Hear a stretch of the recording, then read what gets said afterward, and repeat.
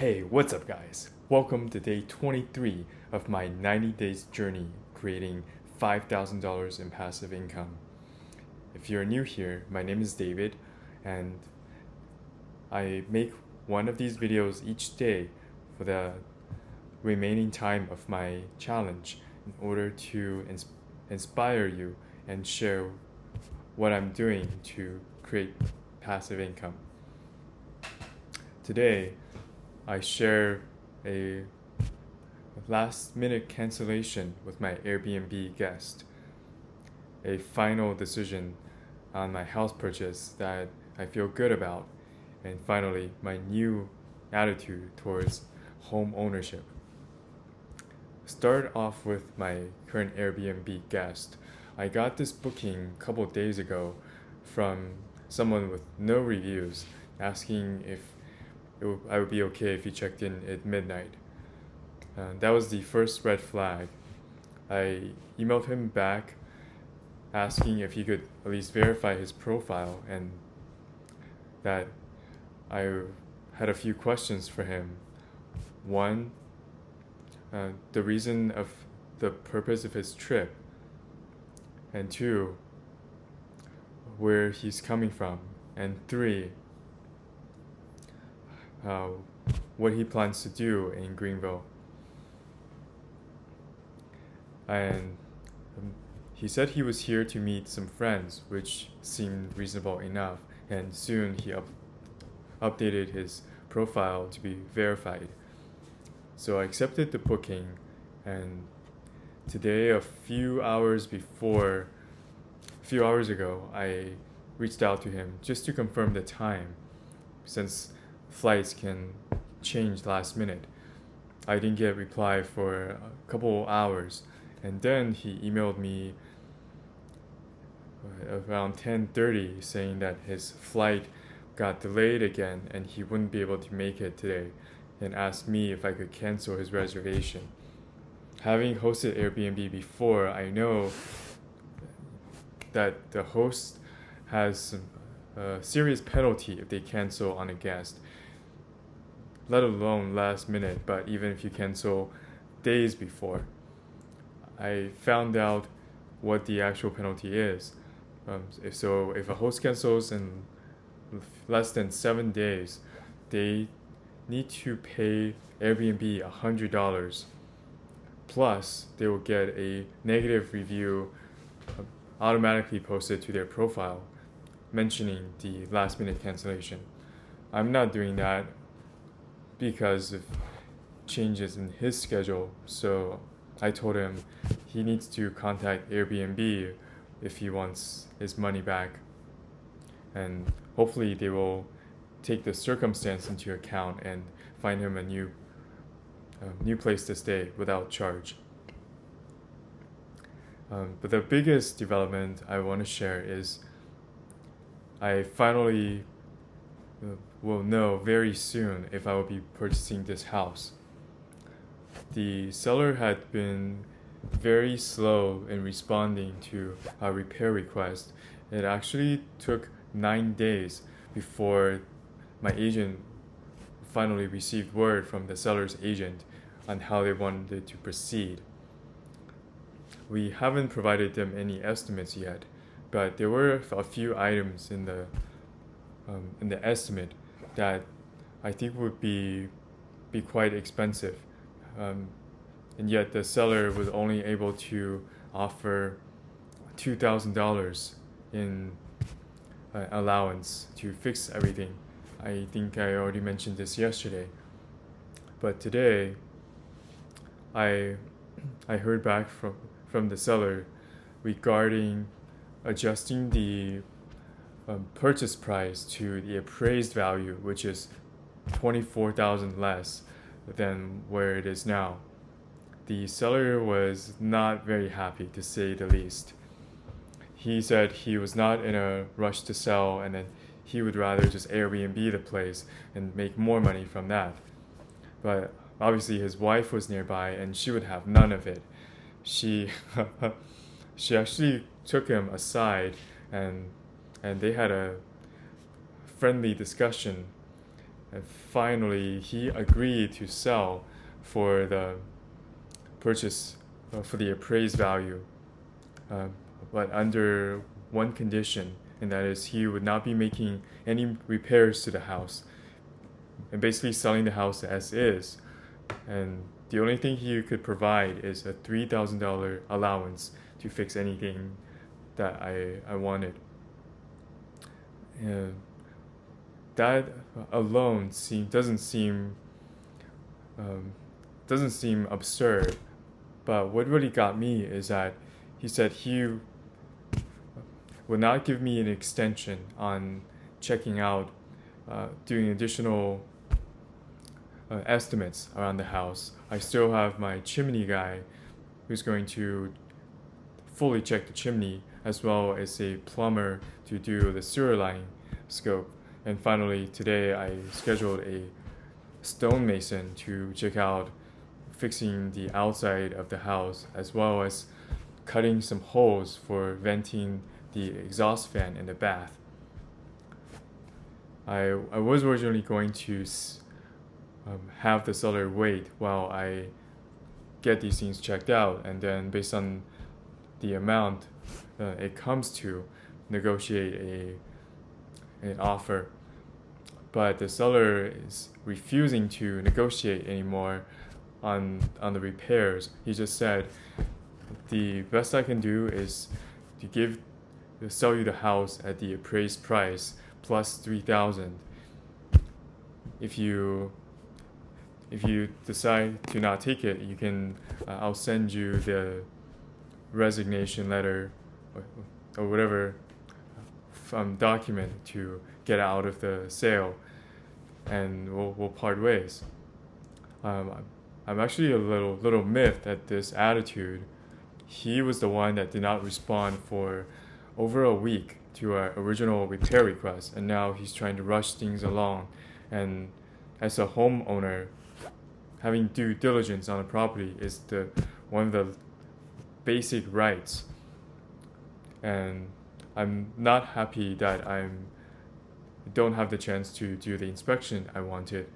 But the good news is that the seller mentioned that he got a septic tank. He got the septic tank serviced very recently, and he has the receipt to show. And after talking to my realtor, he agreed that if the house has a septic system, then the sewer scope will not be necessary. I double-checked this with my plumber, and he agreed. That's one less thing we need to worry about, but there's still the issue of installing the fans in the bathroom, as well as fixing the chimney. I estimate doing everything that we want will cost at least 15, or probably around 15 grand. And I'm not willing to just accept 3 grand and take whatever risk that might befall this purchase.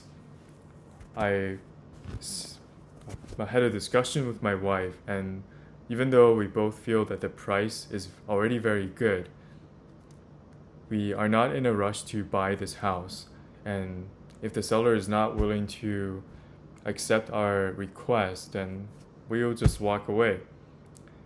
And since it already came down $24,000 on the previously agreed price, what we are willing to do is have him pay a portion of the anticipated repair cost. It's $15,000 that I estimate, and we'll have the seller pay us $7,000 allowance. That's just $4,000 more than what he was offering. I think if he were an intelligent person or a logical person, he would accept, because right now housing prices are falling every day, and for prices that are priced in the same range as this one, they can be on the market for several months. This one had already been on the market for 4 months before we approached his agent with an offer. So it might take him another 3 or 4 months before he gets an interested buyer, and who knows what the market price will be at that time. Maybe the appraiser will appraise it for even less and the buyer walks away. That's a chance he would be taking if he really wanted to get all of the money, and he might not in the end. I'm completely calm in whatever result that I get. If we don't buy the house, then that's also a very good thing because we can save a lot more money by not having a second mortgage. And by the time the housing market crashes in a few months or next year, we'll be in a much better position to buy an even better house for our family long term. This decision was also made easier by some new information I got from the book I'm reading. Again, the book is called A Good Life. Today I read the investment section, and it warned about a major financial mistake most people make, and that's buying a house. A lot of people will buy the most that their mortgage lender allow them, and they would buy the most expensive house in the best neighborhood near the best schools, and it completely maxed out on their capacity. If anything extraordinary happens, like they lose a job or they have to relocate, they're basically stuck. House is not that liquid. You can't just sell it next day and get your money out. If the market is down by the time you want to get out, then you might not be able to. And you're also taking a huge hit, and the other passions and pursuits that are important to you, you may not be able to save up for your child's college, or you might not be able to buy that new car. Not that a car is a good investment either, but you get the idea.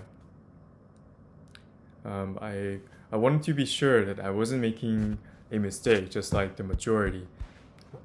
And after I wrote things down and went through the list, I fully believe that I'm not making such a mistake. You guys can be the judge. First of all, I'm not maxing out on my mortgage. The house we're purchasing is around 500 grand, whereas I actually qualify for 700 grand. The house is not in the best neighborhood. There are much nicer neighborhoods nearby. And this house is not the best. As we saw from the home inspection, there are still lots of things that need to be done. And but one thing it does have going for it is it's quite unique. It looks like a castle, and there are many. It's surrounded by good schools. Both the elementary school, middle school, and high school are all rated 7 out of 10 or higher. And the mortgage we will be paying will come to about $2,700 per month, which is a significant amount for someone making $50K, but for us, it's a manageable bit. Actually, not 2,700, around 3,700. It's a little bit more than what I was paying for rent when I was still in Santa Monica. I was paying about 2,200, but the extra amount, actually the full amount, I am pretty sure we can completely cover through our Airbnb rental. And so for us, buying the house is not just a primary residence, since we will be letting other people live there. We are essentially house hacking, or the practice of getting someone else to help pay for your home while you basically live for free. I would not say it's the best investment, but based on our current life journey, it's a good fit for us. And in a few years, when the housing market recovers, we should have some equity in the house, and by then we can sell it and get a different place, or rent out the entire house for additional income. And right now I still don't know what the seller is going to do.